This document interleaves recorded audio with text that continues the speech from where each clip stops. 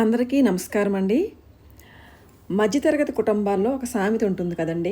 ఆదాయమేమో అనా పైసా, ఖర్చులేమో గజం పొడవు అని. ఎంత కష్టపడి సంపాదించినా నెలాఖరు వచ్చేసరికి చేతిలో రూపాయి మిగలక, ఏదైనా అత్యవసరం వస్తే ఎవరిని అడగాలో అర్థం కాక చాలా ఇబ్బంది పడుతుంటారు. నిజానికి మనకు వచ్చే సంపాదన తక్కువైనా సరే దానిని తెలివిగా ప్లాన్ చేసుకుంటే అప్పుల బాధ లేకుండా పిల్లల చదువులకైనా రేపు మన భవిష్యత్తుకైనా ఒక భరోసా ఉంటుంది. ఈరోజు ఈ వీడియోలో మనలాంటి సామాన్య కుటుంబాలకు ఉపయోగపడే మనీ మేనేజ్మెంట్ గురించి చాలా సింపుల్గా మాట్లాడుకుందాం. ఒక్క రూపాయి కూడా వృధా కాకుండా ఎలా దాచుకోవాలో ఈ చిన్న వీడియోలో చూసేద్దాం. చివరి వరకు చూడండి. ఇది మీ సంపాదనను కాపాడుకోవడానికి చాలా హెల్ప్ అవుతుంది. మనం బజారుకి వెళ్ళినప్పుడు ఏదైనా వస్తువు కనిపిస్తే అది మనకి అవసరమా లేక కేవలం కొనాలి అనిపిస్తుందా అని ఒక నిమిషం ఆలోచిస్తే చాలు, అనవసర ఖర్చులు సగం తగ్గిపోతాయి. మనకున్న సంపాదనని ఎలా ఖర్చు చేయాలి అంటే దీనికి ఒక మాస్టర్ ప్లాన్ ఉందండి. అదే 50-30-20 రూల్. అంటే 50% అవసరాలు, అంటే అద్దె, గ్రాసరీస్, కరెంటు బిల్లులు ఇలాంటివి.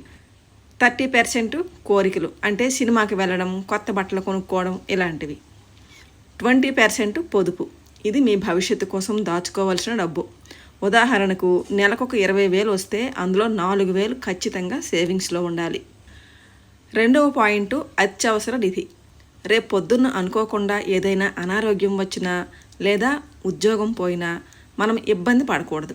అందుకే నెలవారీ ఖర్చులకు 3 నుండి 6 రెట్లు ఎక్కువ డబ్బును ఒక పక్కన పెట్టండి. దీనినే ఎమర్జెన్సీ ఫండ్ అంటారు.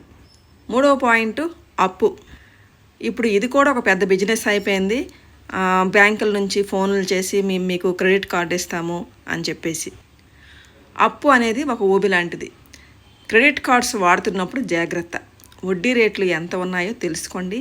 వీలైనంత త్వరగా పాత అప్పులను తీర్చేయండి. నాలుగవ పాయింట్ పెట్టుబడి. డబ్బును కేవలం బీరువాలో పెడితే పెరగదు, దానిని పనిలో పెట్టాలి. మ్యూచువల్ ఫండ్స్లో కానీ లేదా కొంచెం బంగారంలో కానీ ఇలా పెట్టుకుంటే అది పెరుగుతుంది. మనం ఆ డబ్బుల్ని బీరువాలో పెడితే ఎప్పటికీ పెరగదండి. అయితే ఇన్వెస్ట్మెంట్ విషయంలో ఒక చిన్న టిప్ అండి. రిస్క్ ఎక్కువగా ఉంటే లాభం కూడా ఎక్కువగా ఉంటుంది. కానీ అన్ని డబ్బులు ఒకే చోట ఇన్వెస్ట్ చేయకూడదు, వేరు చోట్లలో పెట్టండి. సో క్లుప్తంగా చెప్పాలంటే బడ్జెట్ వేసుకోండి, అనవసరమైన ఖర్చులు తగ్గించుకోండి, అప్పులు తీర్చేయండి, తెలివిగా పెట్టుబడి పెట్టండి. ఇదే మీ ఆర్థిక స్వేచ్ఛకు దారి. వీడియో నచ్చితే కనుక తప్పకుండా లైక్ చేయండి. ఇలాంటి మరిన్ని ఇంట్రెస్టింగ్ విషయాల కోసం మన ఛానల్ని సబ్స్క్రైబ్ చేసుకోవడం మర్చిపోకండి.